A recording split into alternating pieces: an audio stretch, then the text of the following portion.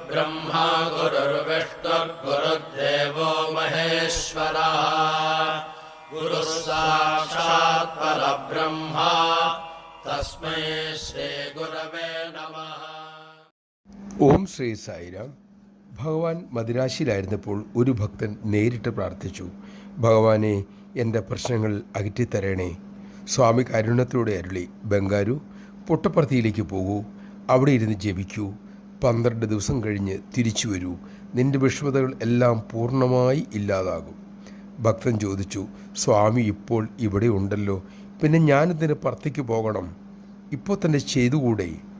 സ്വാമി അരുളി, ഞാൻ പറയുന്നത് കേൾക്കൂ നീ ബംഗാരു. ഭക്തൻ അങ്ങനെ പർത്തിക്ക് യാത്രയായി.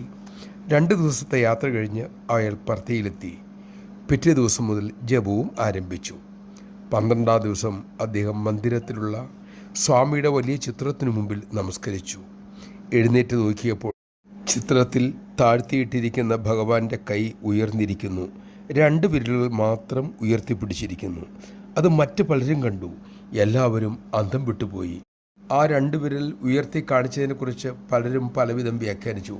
പക്ഷേ ഭക്തന് കാര്യം മനസ്സിലായി. 12 ദിവസം കഴിഞ്ഞ് തിരിച്ചു പോരാനാണ് സ്വാമി പറഞ്ഞത്.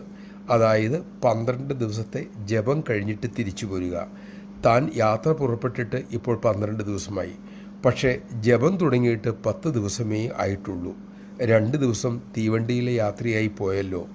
2 ദിവസം കൂടി ജപം തുടരാമെന്ന് അദ്ദേഹം നിശ്ചയിച്ചു. അപ്പോൾ 12 ദിവസത്തെ ജപം പൂർത്തിയാകുമല്ലോ. ആ ചിന്ത ഉണർന്നതും ആ നിമിഷം തന്നെ ചിത്രത്തിലെ ഉയർത്തിയിരുന്ന തൃക്കരം പഴയതുപോലെയായി. ജയ് സായിരാം.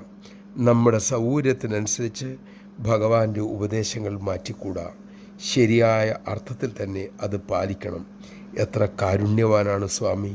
തൻ്റെ ഭക്തനെ ഏതൊക്കെ വഴിയിൽ നേർവഴിയിലൂടെ അവിടുന്ന് നയിക്കുന്നു. ഭഗവാൻ നൽകുന്ന സൂചനകൾ അതിൻ്റേതായ ശരിയായ അർത്ഥത്തിൽ മനസ്സിലാക്കാൻ നമുക്ക് സാധിക്കട്ടെ. അതിനായി ഭഗവാൻ നമ്മെ അനുഗ്രഹിക്കട്ടെ.